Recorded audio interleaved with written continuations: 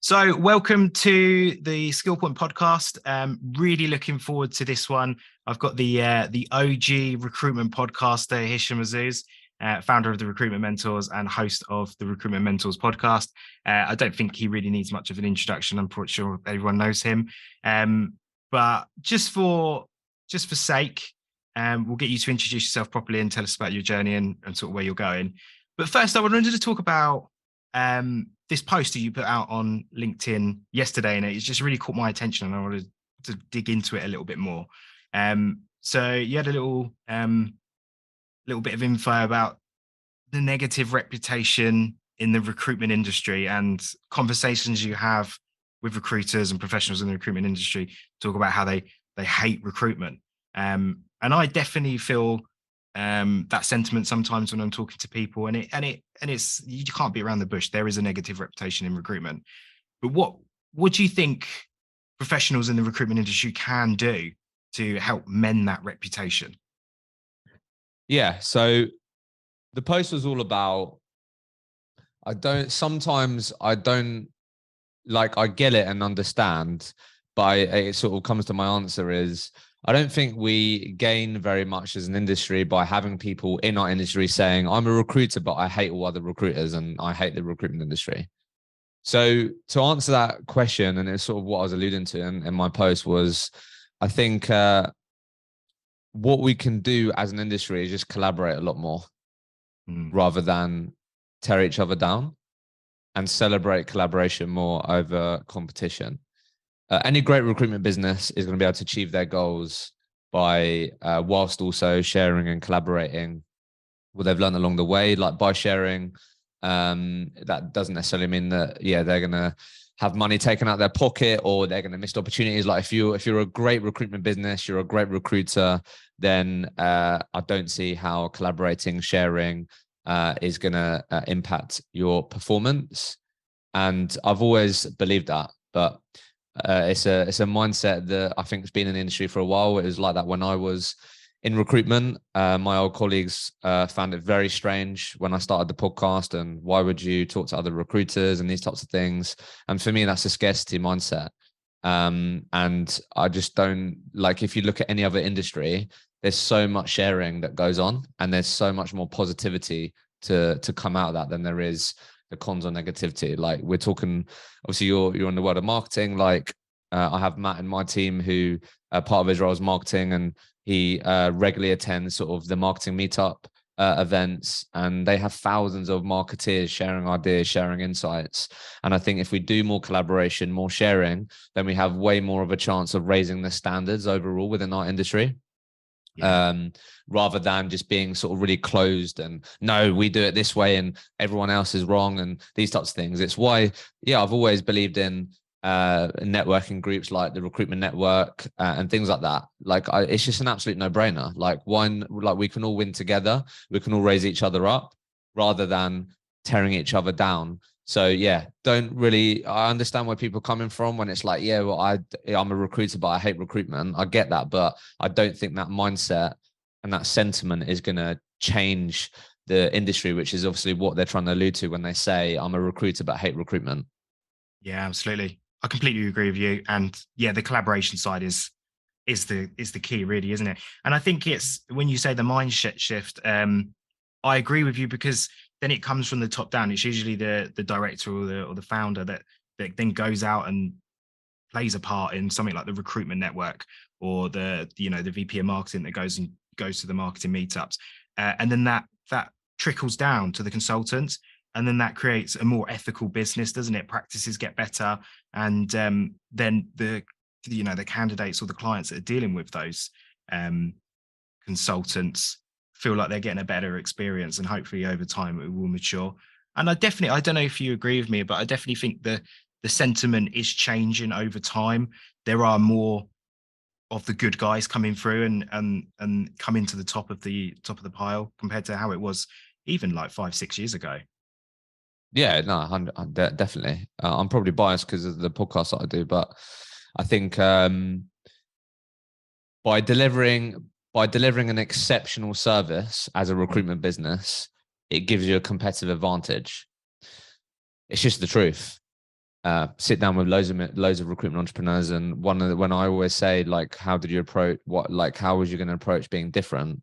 A lot of the time it's really committing to service, really committing to exceptional service at every stage of the recruitment process. So that actually, by being great and by committing to that, it actually gives you a competitive advantage. So for me, I think over time, transactional recruitment, people that just do the things that benefit them rather than benefits the candidate working with or the client, or a very short-term have a very short-term mindset. I just think slowly but surely they'll just will not be able to compete, because hopefully more and more people would have experienced what a great recruitment service looks like. And as soon as they experience that, and then they deal with Haydn, who's transactional and just cares about themselves and is really short-sighted and sends them unrelevant stuff, he's going to go, hang on a minute, this recruiter is absolutely shite. Like, I've had way better over here, so I'm just going to only deal with this person. So that's how I feel about it. And absolutely, it's happening over time. And I think over time that will likely what happen, and that's what should happen. Yeah, absolutely. Agree with you.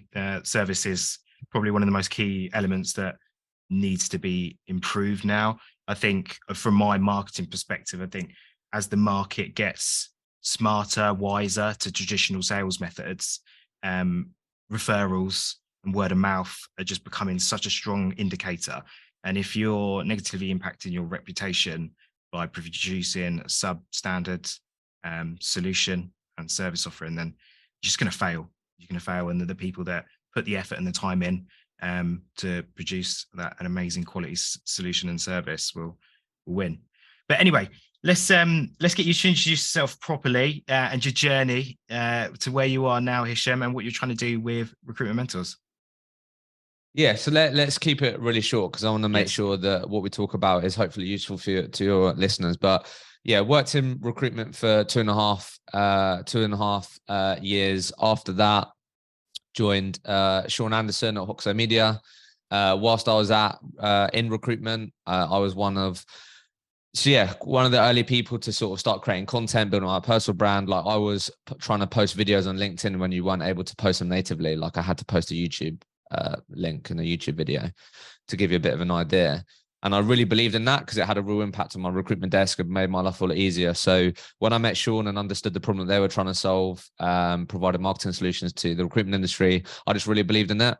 So took a risk, joined him as the first salesperson with him, worked with them for a year and a bit, continued to build the sort of recruitment network that I've now built. And then from that, after leaving them, since sort of 2019, I've been on my own sort of entrepreneurial journey, and sort of organically things have just led on to one another. So started the podcast nearly 5 years ago. That's had a big impact, and I know we'll get into that, but that's had a big impact on the sort of decisions I've made and the sort of career I've had so far. But after I left Hoxo Media, I went out on my own, and I was selling personal branding training programs to companies and individuals. So I would take people who were really fearful of sharing content, wasn't sure how to build their brand online. I would take them through a process that worked for me, so they would go from that to consistently sharing content and generating sort of opportunities inbound. And then what I realized in doing that was training isn't something that a lot of recruiters actually get a lot of access to, because I was speaking to companies about personal branding and training around that. And continued to learn that there wasn't any other really sort of training going on within the business. So found that interesting. And then the real catalyst to what I have sort of been committed to building over the last 2 and a bit years at Recruitment Mentors was just before COVID, 2019, we hosted a live podcast event. It was a ticketed event, £15 per ticket. We sold out in 2 days. About 70 people were there, mainly recruiters, and we all got in a room to share challenges, ideas, what we've learned from the year, what can we do better next year as an industry. And after that evening, I was like, you know what? There's things like the Recruitment Network. There's places for business owners that want to collaborate, that want to improve. There's nothing for recruiters. And I have thousands and thousands of recruiters listen to podcasts every single month. They're parting with their own cash to come to an event. Surely these people have an appetite to learn and invest in their own development. And that's when I started to build a business plan for Recruitment Mentors, and it sort of evolved from there, really. So really simply, the sort of mission that we have as a company is to help thousands of recruiters maximize their potential by providing the best on-demand training and development that's delivered by current top performers. So my real vision for the company is to democratize exceptional training and development in the recruitment industry to change the perception of our industry. I think if we can make training and great training more accessible, I think that would be a great thing, and have a real positive movement on the needle of the perception art industry and a bunch of other great things. So that's the short story. Amazing. Love it. Yeah. And I really like what you're doing, and watching your journey and the growth of Recruitment Mentors. I think you're doing a really good thing. And it's really just really cool to see. And I think, what you're doing, and it's super simple, and it's something that recruiters and business owners can do themselves for their own sectors. And I think it would be such a good marketing tool, not in recruitment, but for champion their own sector growth. Because from my perspective, when we talk to clients around this sometimes about position yourself a little bit more as an industry leader, but recruitment has such a unique perspective in each respective sector. They talk to so many different companies from around there, and bringing that all together and creating processes and movements like you are can be really strong. So I definitely would like to talk about some of that aspect and your learnings and where you've come with that later on.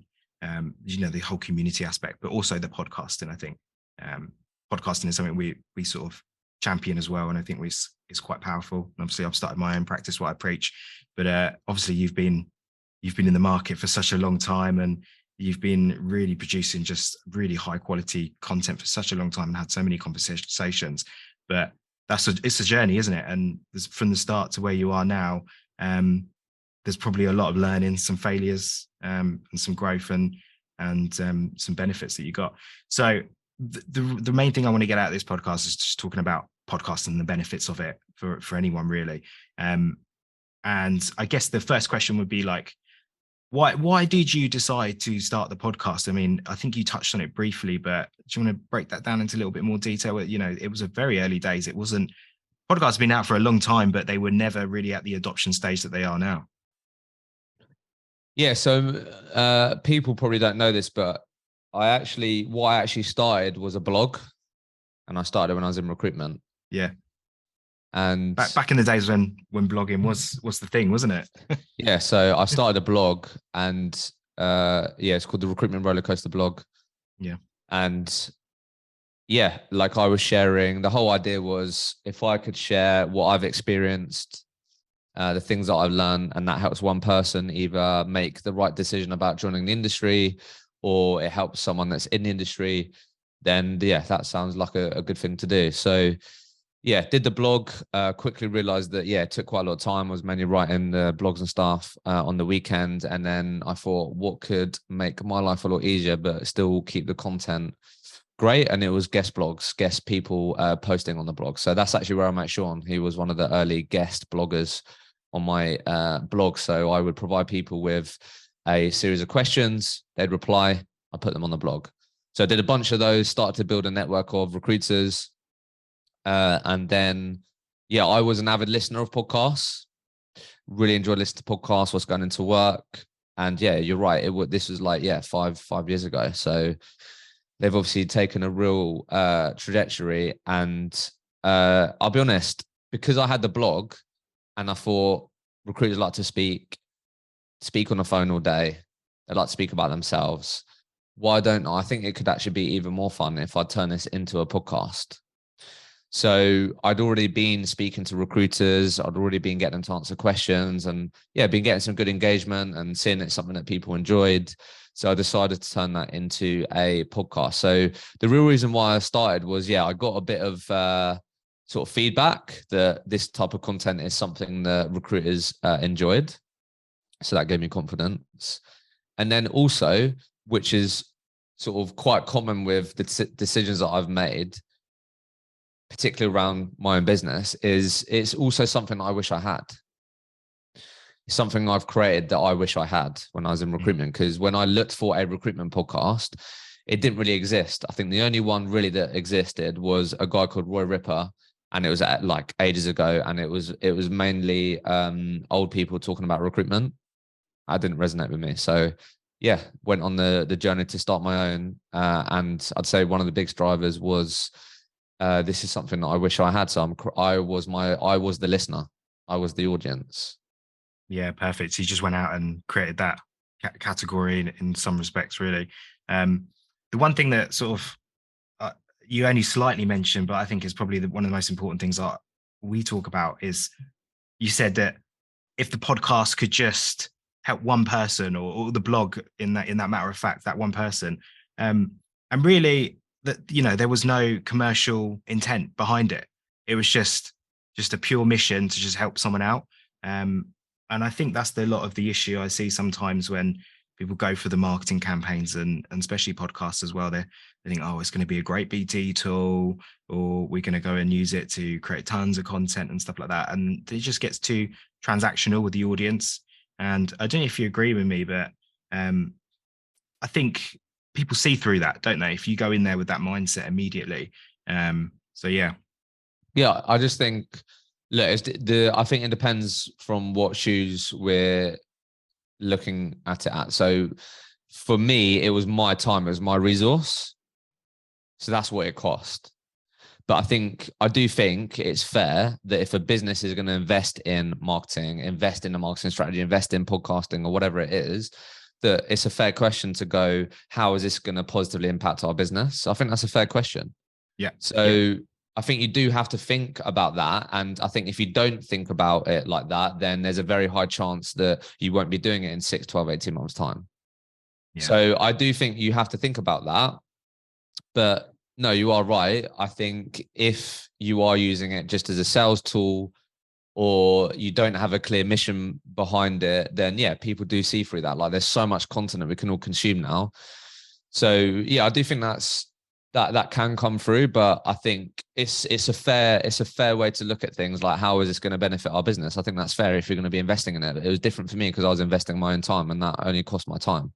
Yeah, but but it's like a benefit. It comes with it, but it's like this shouldn't be like the driving reason. So it's like you have the mission to make the sector a better place, and you can stretch it, and you can talk to potential clients and things like that, and you can track it, and you can get marketing results from it, and it does work, and it works with, I'm sure for you, for many years, and many of our clients, they do get true results off it.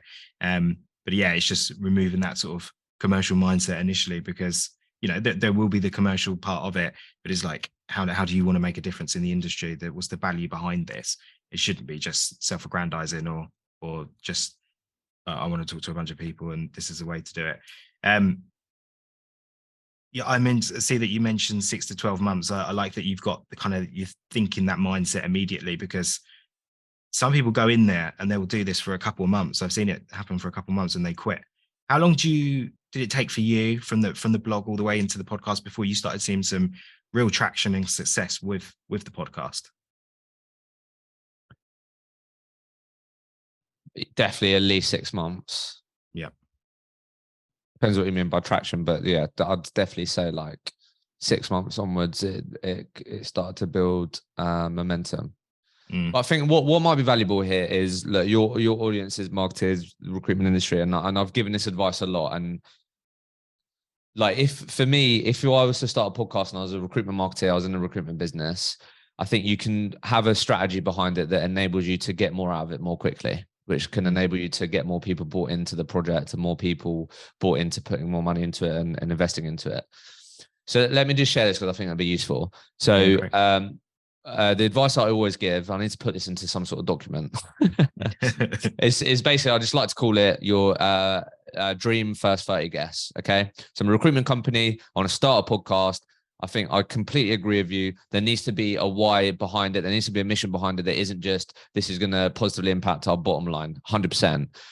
Because it's going to enable you to keep on doing it when you're not getting as much traction as you hoped, right? So it's going to help you continue it. Like in recruitment, when things get hard, you need a strong why. to keep showing up, right? So that is important for sure, but we can be smart about it at the same time.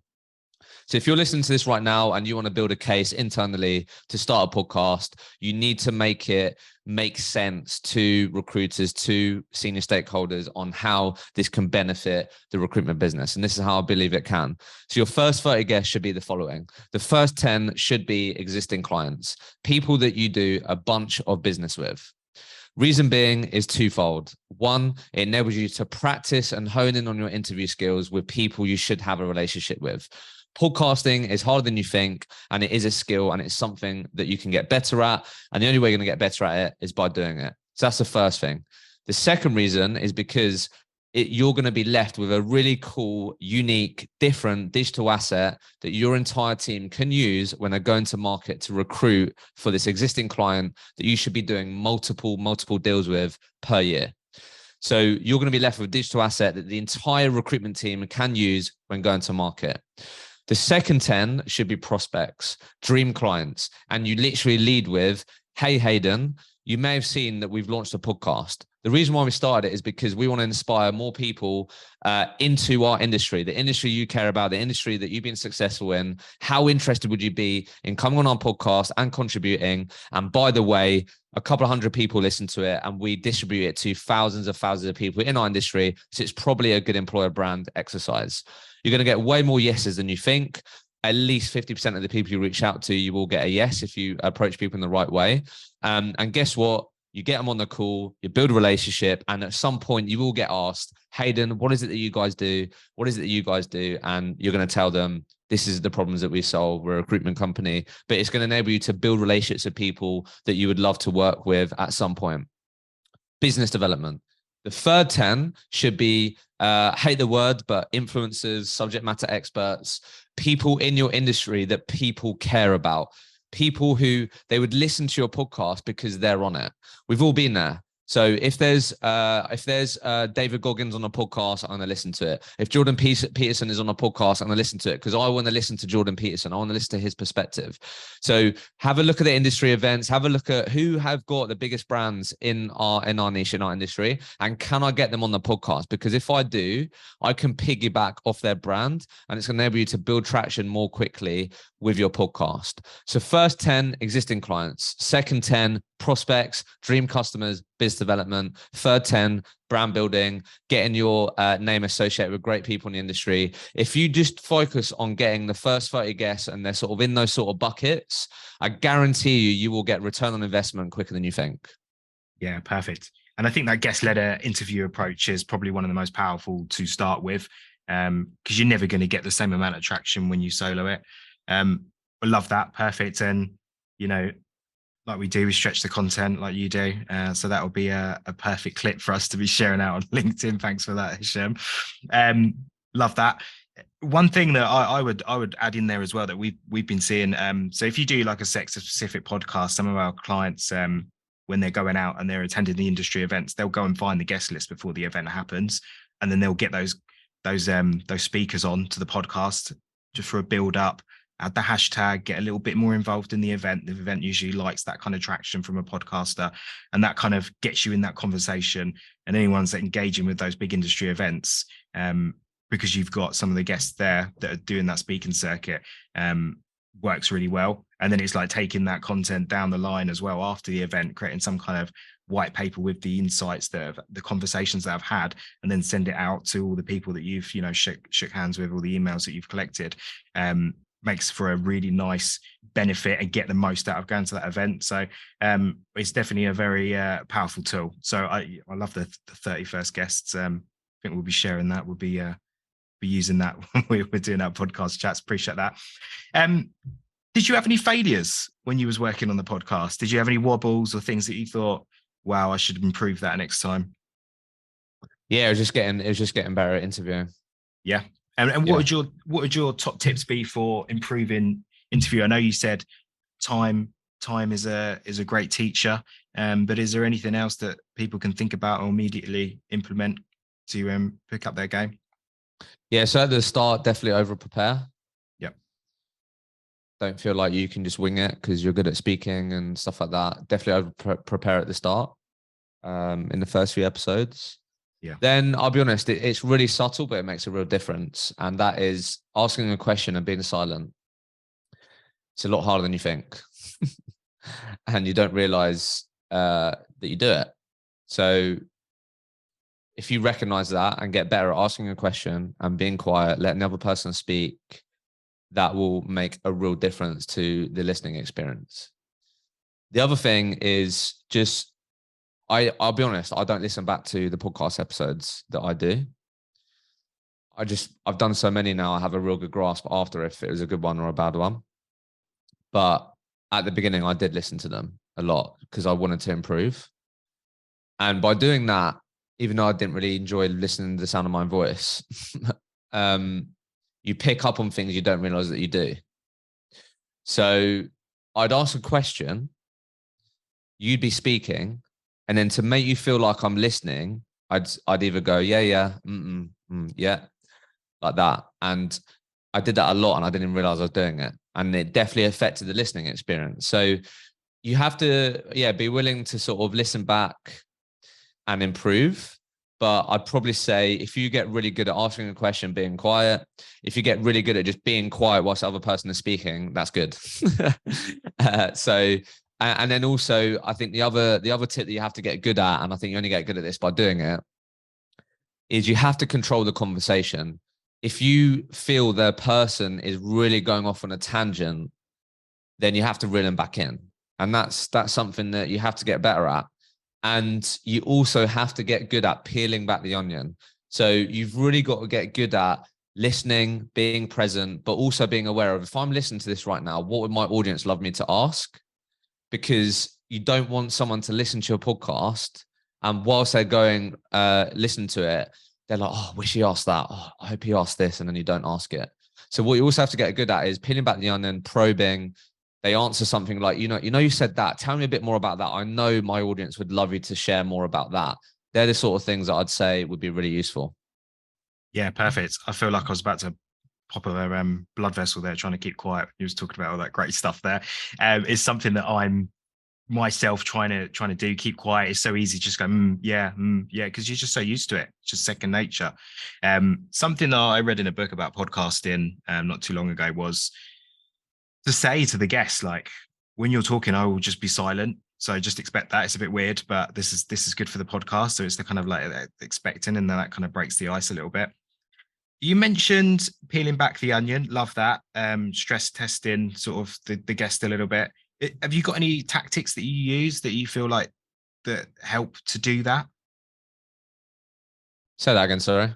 So when you peel back the onion, you get the dig deeper into those sort of statements a little bit. So how do you exactly do that? Can you break that down, or is that just as it is?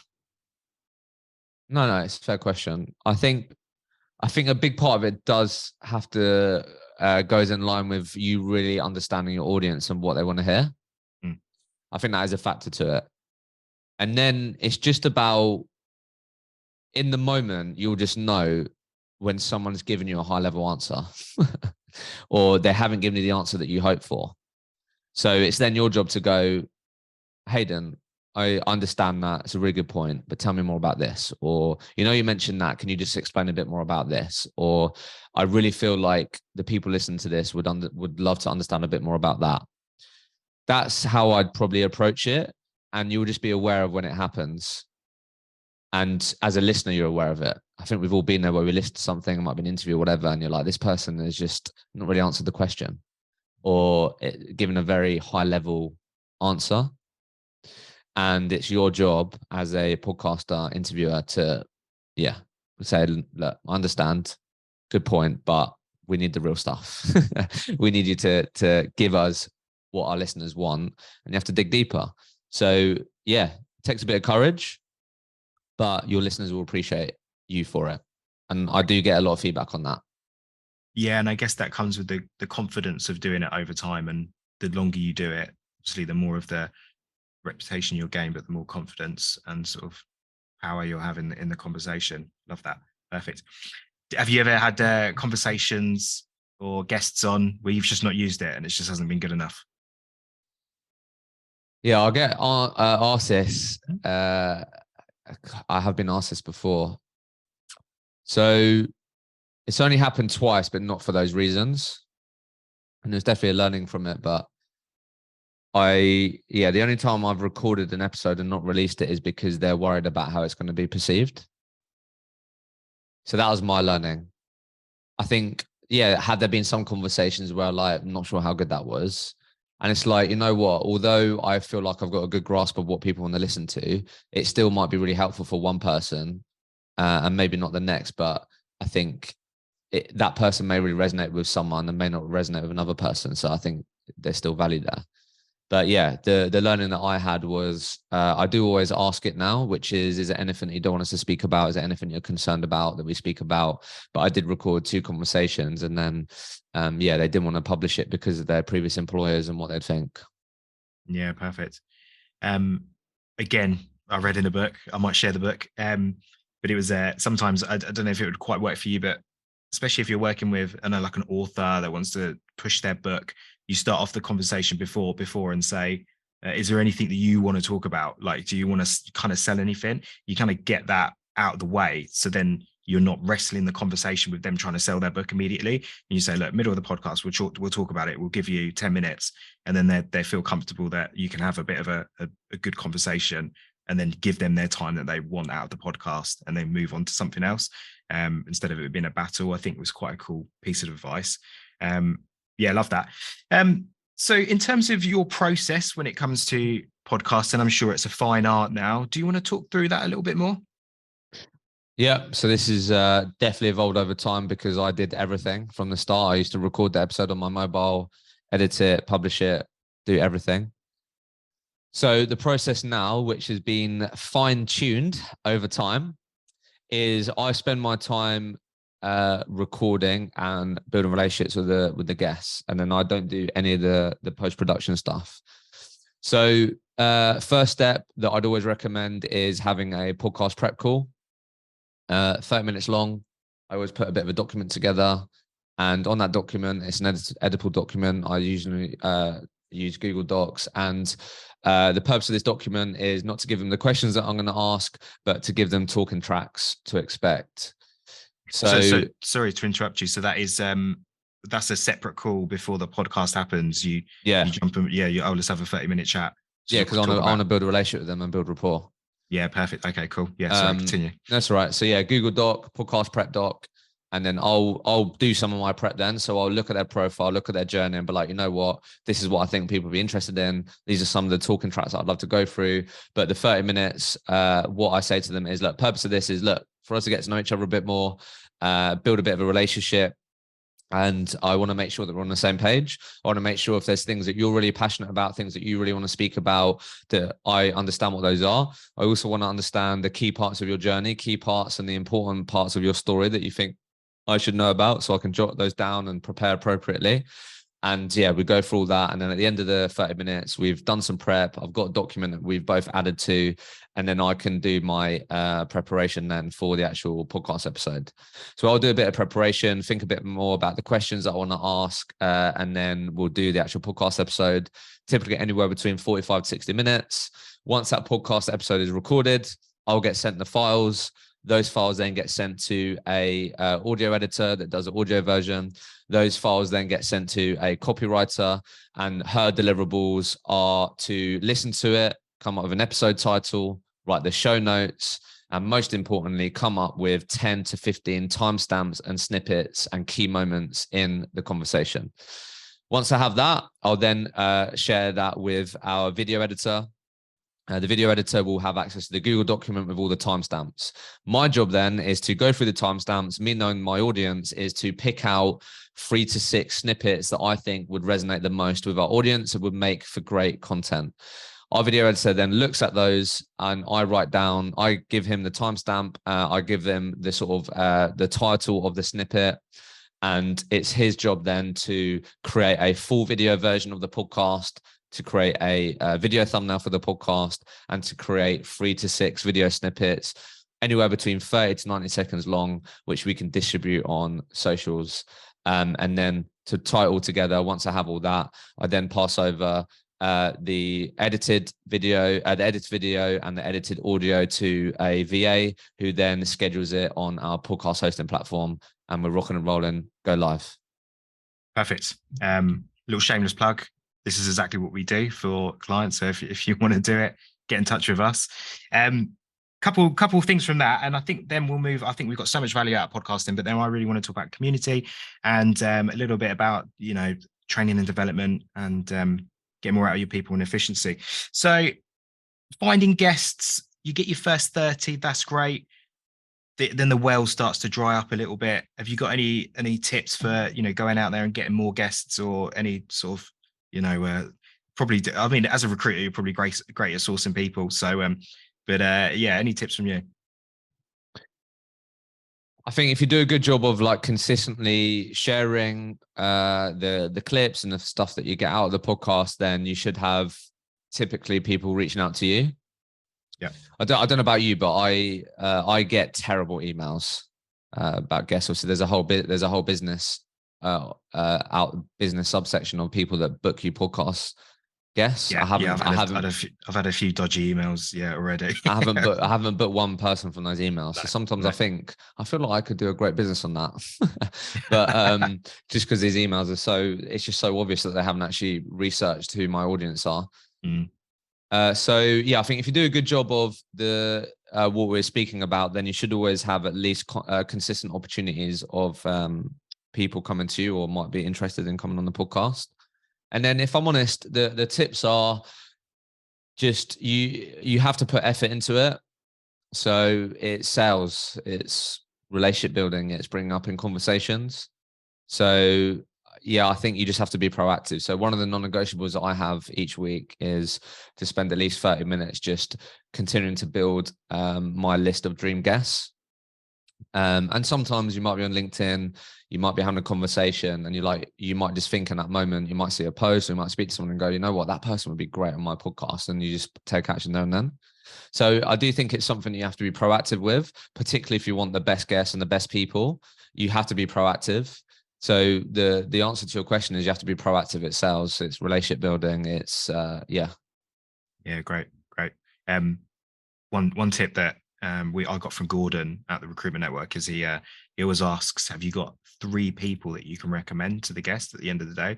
And then they usually go away and have a little think. Maybe they'll send you 1 or 2 people that probably is not in your network or your immediate network. So you're not scraping the barrel for people within your own network. You're trying to get people in other networks. And then I guess once you start sharing, then you start opening up. How much inbound sort of people wanting to come onto the podcast do you get now? Is that a good proportion? Yeah, weekly. Yeah. I've been doing it for so long now. Yeah, so no, of course. Like, you're in the end game now, aren't you? So the only last question I've really got is format. So I know that you kind of sit through and have a bit of a session with the guest beforehand. But do you have a strict format that you kind of, well, not strict, but sort of loose format that you stick to in terms of the questions and what you're initially asked? Yeah, so I've experimented with a few things, and again, just thinking about what I like to listen to. For me, I've always felt like I really enjoy the podcast where I feel like I'm a fly on the wall. So I've never wanted it to be scripted. I've always wanted to feel like a conversation that people listening are part of. So I've always, over time, I think my format now, and I might experiment with it again, but basically the only non-negotiable that I have now is I always kick off the podcast with the same question. And then what I experimented with, which was taken from the High Performance podcast, which I like listening to, was like just experimenting with having like a quick fire round.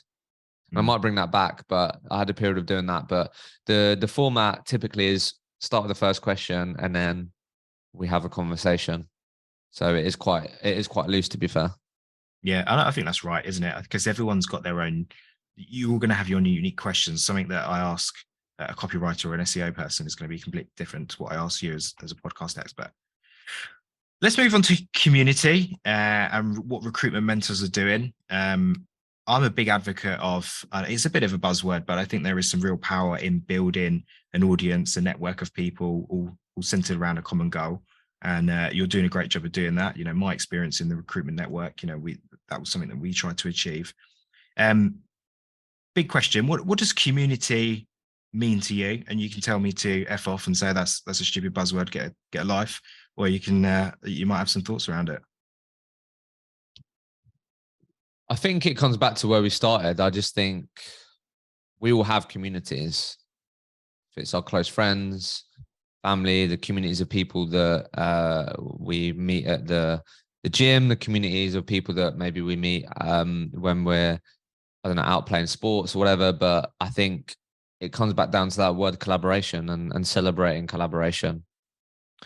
So yeah, for me, I think it's sort of what you said, like a community is a community of people that have shared values, have a shared sort of maybe objective, or may see the world in a similar way. And it's about bringing those people together, and you can achieve a lot more together, and we can all achieve what we want to achieve together, and we can help each other along the way, rather than trying to get there on by ourselves and with our own 2 feet. So I just think there's a lot of power in a collective mission, a collective objective, which is why I think community is powerful. And do you feel like you're doing that with Recruitment Mentors at the moment?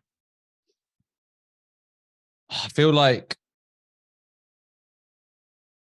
I'll be honest, we've had sort of moments. I feel like I've definitely done a good job of building and continue to build that with the podcast. But this is what I'll speak to you about rebranding, because like I've been on a bit of a journey. As you do, you sort of change the business model and evolve. And yeah, I think I did focus a lot on community. And as we evolve as a business, what I really want us to be known for and famous for is providing exceptional training and development. And community can absolutely be part of that, but that it isn't the sort of leading factor. So that's why I'm sort of hesitant when you ask me that. I definitely think the podcast, definitely, because of the events that we do and stuff like that.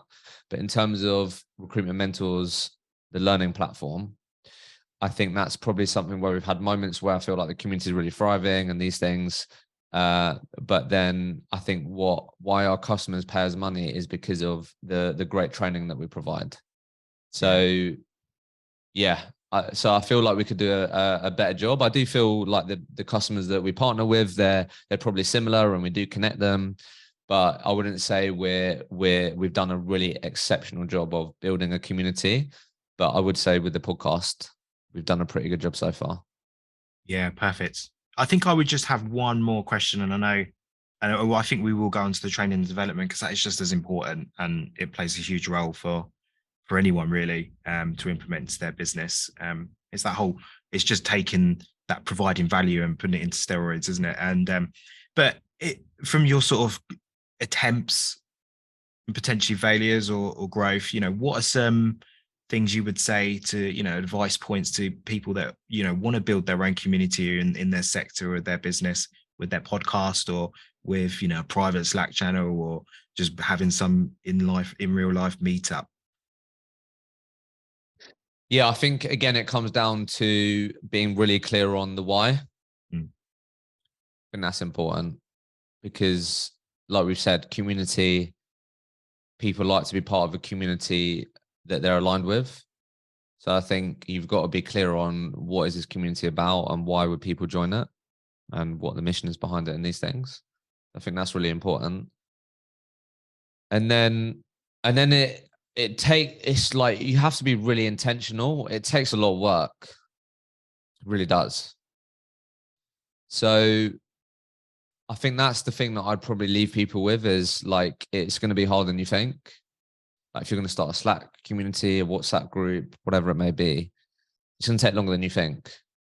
You're going to have to post in every day, weekly. You're going to have a real strategy with that. And yeah, that's the really hard part, I'd say.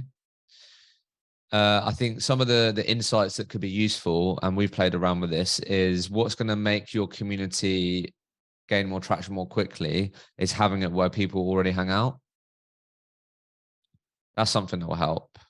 So we did sort of a bunch of surveys to ask people, if our community was on this platform, what would you find easiest to use day to day? And Slack came out on top, which was interesting. I just think because of the sort of hybrid remote working, a lot more recruitment companies now have some sort of internal comms. If it's Microsoft Teams, Slack, whereas before, if you were to say, what do you use for internal comms? They'd be like, what the fuck are you on about? We email each other, or we speak to each other in the office. So yeah, I think you've got to be really intentional. It takes a lot of hard work. I'd really think about some sort of strategy that you're going to use to consistently post and encourage engagement. If you host it where people already are, that's going to help you have a clear why mission behind it. They're the things that sort of come up for me. Yeah, perfect. I've got an analogy that I saw the other day, and it was about communities. And it was, if you think about it, like people that go to a restaurant every day and they meet and they eat food. It doesn't matter how great the restaurant looks. It's just the table. The table is kind of where the people meet. And then if the restaurant closed, would those people still stay in contact? And if you can actively say, and if you can confidently say yes, then that is a community, because you've got a mission and a purpose and a why behind it. And another thing that I saw, and going back to your research, that you know Dave Gerhardt, he said you can't expect a community to navigate to one place. They'll be everywhere. They'll be on LinkedIn, they'll be on Twitter, but you just need to be there where they are, that particular audience, and make the most of that. Let's go on to learning and development then. So does collaboration, you've talked about that before, does collaboration play a huge role in what you're trying to do with the L&D and the training and development part? Yeah, look, we can keep it super short. So on this, because I know this is about marketing and stuff, but basically the problems that we're trying to solve is a lot of the recruitment industry are very over reliant on their people to learn on the job to improve their performance. And a lot of people in our industry get little or no training and development, or the training and development they do get is inconsistent. Might have just been at the beginning of their journey with a company, and then after that there was no continuous learning or development, or it might be the odd external person once a quarter. And then also the actual training that a lot of people have experienced in our industry can often be described as not current, not modern. They might find themselves learning from someone that did recruitment 5, 10, 15 years ago. And a lot of recruitment companies rely on the leadership team's time to support people in the business, and they're crucial to scale and growth. But these leadership individuals and billing managers have got a number to hit. They've got their own performance they need to keep on top of, as well as the 3, 4, 5 people underneath them. So find it hard to balance that, and whilst also trying to support their team effectively. So we're trying to solve those problems. We want to help our customers scale with more confidence. That's what it's all about. So they're the problems we're trying to solve. And then how we're trying to solve that is through education, is through training. And the main difference in terms of the way that we're approaching it is that all of the people that we partner with to deliver our training content are current top performers. They're people that have got a track record of going from trainee all the way up to director, head of, senior, principal, maybe start their own business. They're people that are still at the forefront of their markets, doing the job. So they're navigating the challenges that our learners are. And what we found is recruiters are just a lot more confident to consistently spend time on their own skill development when they know they're learning from people that have been there and done it. And I'm just a big believer in, like, you're quoting these different books and these types of things. And why you're drawn to those people is because they've probably done the things that you want to do. And one of the only ways you can shortcut your skill development is by learning from people that have been exactly where you are and they're now where you want to be. So we're trying to create that at scale for the recruitment industry. There's so many people that have trodden the path. There's so many people that have been exactly where you are today, struggling with what you're struggling, and came out the other side. And we're trying to bring that all in one place so we can all benefit, so we can raise the standards and we can change the perception of the industry. Perfect. And this is super interesting to me, because what you're doing is fantastic, and you're building something really cool. But I have a lot of conversations with recruitment agency owners, and I've seen it happen in the market before. they want to create something themselves that does something like what you're trying to build, but for specifically their sector, is a good way to upskill people into, you know, better paying jobs. So that helps you in your bottom line, making things like academies or closed groups and things like that. So in this journey that you've made in terms of training and development, you know, what are some of your big learnings? What have been some of the big wins that you've made in terms of building out this business model? So I think one of the biggest wins is why our customers love us. I'm not going to say everyone loves us all the time. It's hard, but one of the main reasons why our customers love us will be the actual training and what their team can access is relevant and current. That's definitely been one of the biggest things. So I think that's been one of the biggest lessons. Is what I've really focused on over the last 12 months is, if anyone logs into our learning platform, 8, 9 times out of 10, they should leave that experience going, you know what, I'm glad I did that, rather than that was pretty useless. That wasn't really worth my time. I'd rather just carry on just doing the day job. So that's what I really focused on. So that's definitely been one of the biggest lessons. Like, if you're going to be a successful education or learning company, then the training you provide has got to be good. And yeah, that's easier said than done. Yeah, but how do you do that? What do you mean? Going out and find the, you know, the sentiment, obviously. And I'm sure you're probably going to say research or something along the lines of that. But, so what do you mean by sentiment? Sorry. Finding out the chat, you know, the channel, what people want to read, what they want to, what they resonate with in terms of the course content. Yeah.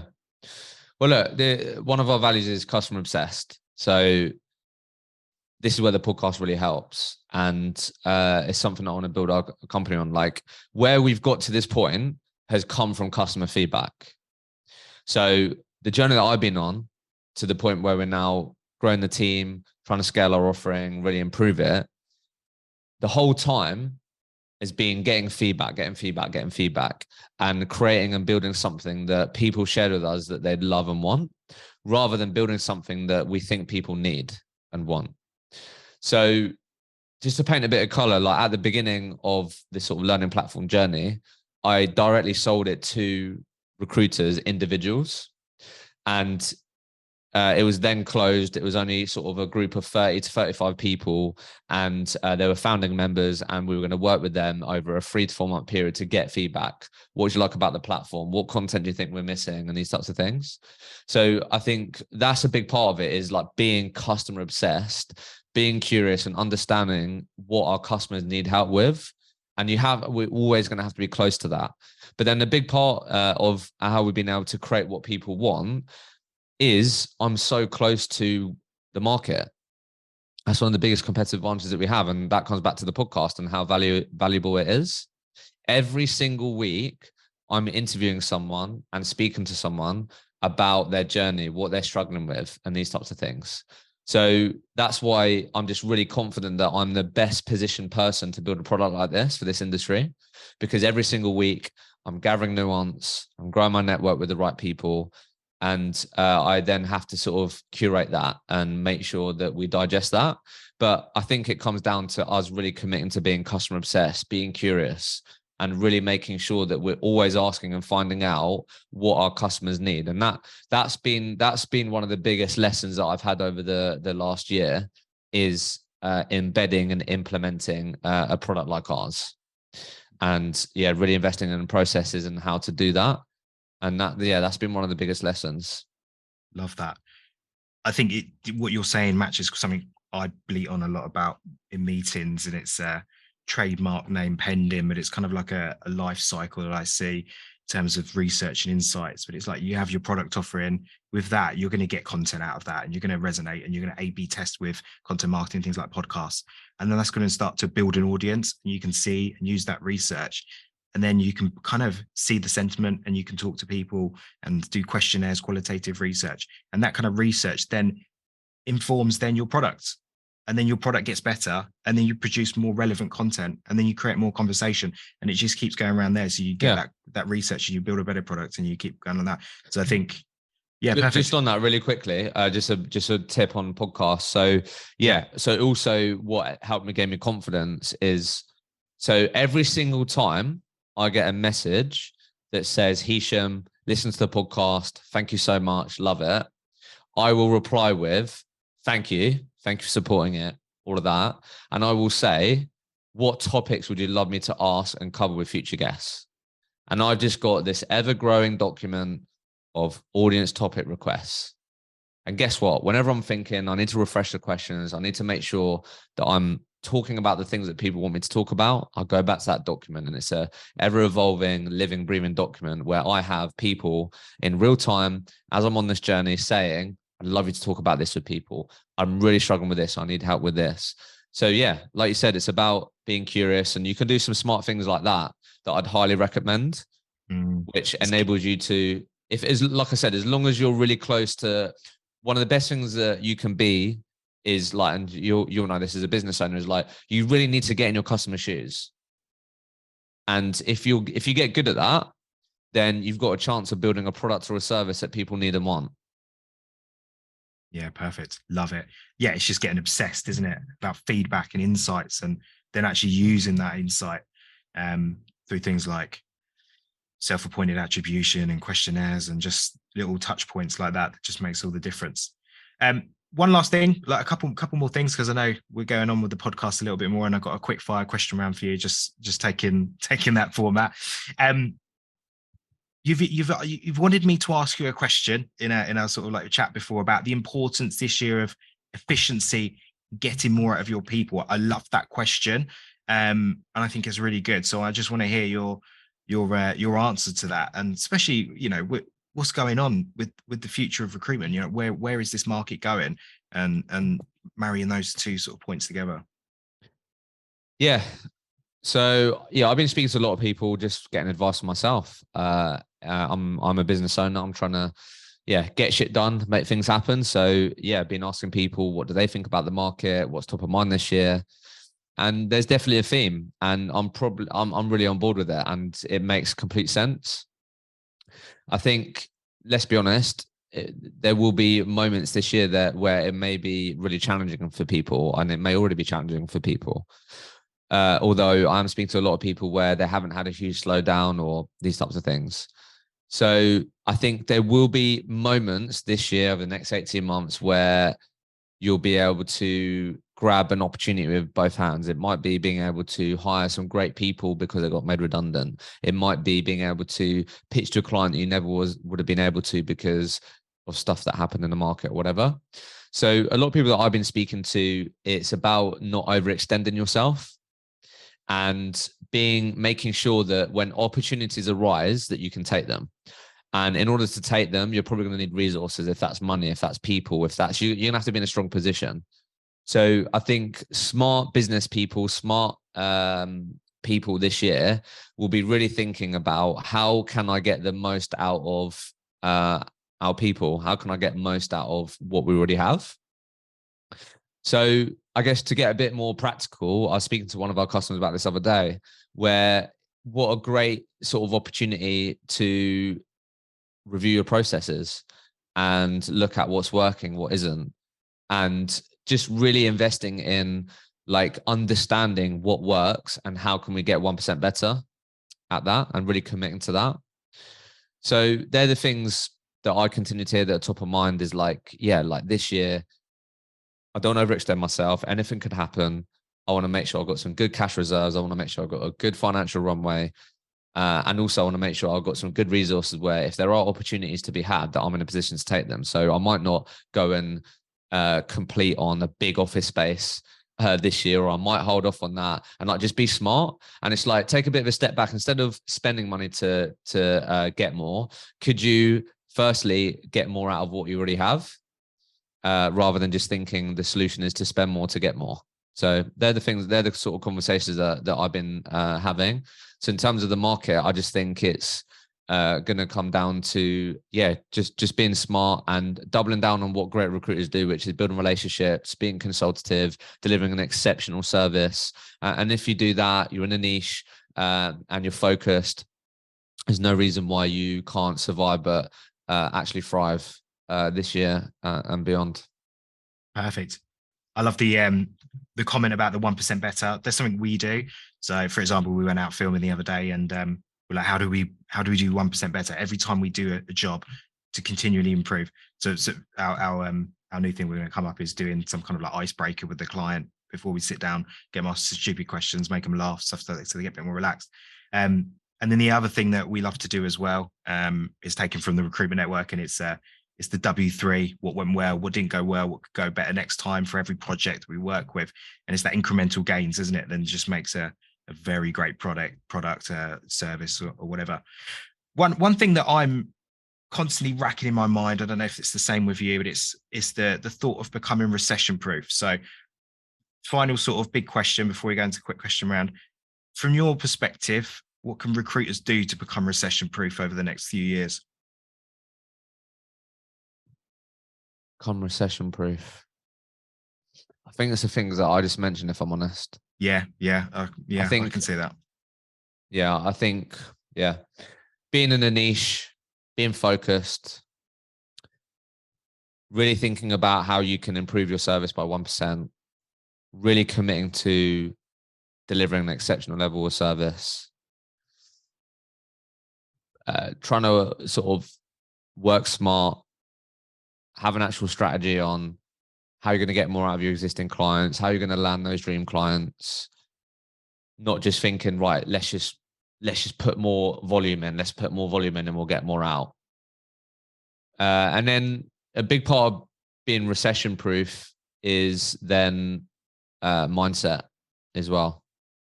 Yeah. So Perfect.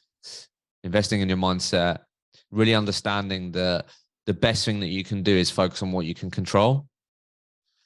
And one of the main reasons you'll sort of survive and not only thrive in a recession proof is going to come down to your mindset. So I think the other part is, how can I develop more of a positive mindset? What habits do I need to sort of really work hard on implementing that is going to enable me to, perform at the best I can, despite being knocked back, rejected that I might experience. But they're the things that sort of come up for me. Yeah, perfect. Love it. I was at a talk. So this one's for the marketers that are listening. I was at a talk the other day, and we was talking about this subject, how to become recession proof. And one of the speakers had data from the Great Recession back in the day, as well as the even greater one back in the Americans. I can't remember the name of it now. Back in the 1920s, but it was a stat saying that the companies that got rid of their marketing, they actually did worse through the recession, because it's always one of those things you think, let's just cut out marketing, let's get rid of the marketing exec, let's get rid of the marketing agency. But doing that can actually be the death shot, really, to where your business is going. And marketing still plays a huge role, and it still will. And it all, in these tough times, that marketing will be even more powerful if done right and smart. Just some quick fire questions at the end. I've changed up this format. I used to ask people what their favorite cereal was, but everyone just told me they didn't like cereal, so I've stopped asking that one. Cereal's unreal. So what's your favorite cereal then? My favorite cereal? Yeah. I've had sort of moments, but cereal was unreal when I was younger. And sometimes I have moments where all I want is a bowl of cereal. Yeah. But back in the day, I was addicted to Honey Nut Cheerios. Oh yeah, they were unreal. And then I'd say close second, because I remember having many a bowl, was Golden Nuggets. Yeah, that's mine. Golden Nuggets. Oh, I always get a box at Christmas as a little treat. Really? Yeah. You should go. If you love cereal, then have you been to the cereal bar in London? It's in Shoreditch. No, I've always wanted to go because I'm used to like cereal quite a lot. Have you been then? Is it good? It's not as good as you'd think. No, I can. That's it's worth experiencing though. But yeah, love a bowl. Now, to be fair, sometimes I'll just go. It sounds like more boring, but it'd be like a bowl of granola. But it's cereal. It's banging. Yeah, it's banging. Best productivity technique, methods. How do you stay productive? You're a busy guy. Podcasts, recruitment mentors. I'm sure you're pretty high performing. Planning your day the day before. Yeah. And do you block it out? Do you sort of block out times in your diary to work on jobs? I do, and look, I'd be lying if like every single time I do them. But I think if I before I leave the office, I think about the following day, what has to be done, the non-negotiables. Might even put some blocks in the diary. If I do that, then there's just way more chance that I'm going to have a day where I'm more productive than not productive. Yeah, perfect. What's your favorite podcast? I know you said you're quite into podcasts, and you did mention a few names, but which is hands down the Right best one? now, right now, as the diary CEO, I think just the variety of guests is mega.